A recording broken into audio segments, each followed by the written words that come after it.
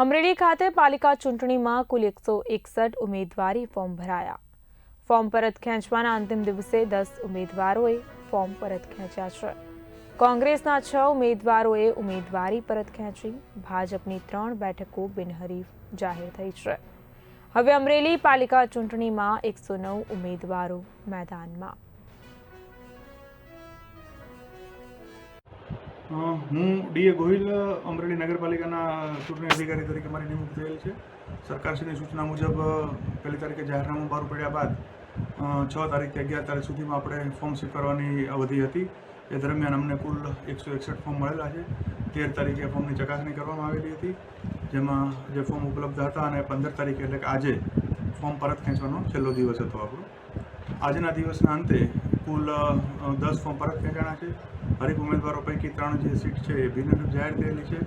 એ ઉપરાંત અત્યારે કુલ 109 ઉમેદવારો છે હરીફાઈમાં છે।